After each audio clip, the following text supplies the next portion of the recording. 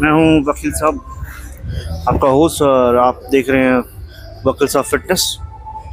आज का व्लॉग है लेग पुल डाउन और लेग स्ट्रेचिंग। मैंने देखा है बहुत सारे लोग वो हेवी लेग मारते हैं, लेकिन उसके बाद ठीक से कूल डाउन नहीं करते, जिससे उसको उनको बहुत लोगों को लेग में इंजरी होती है।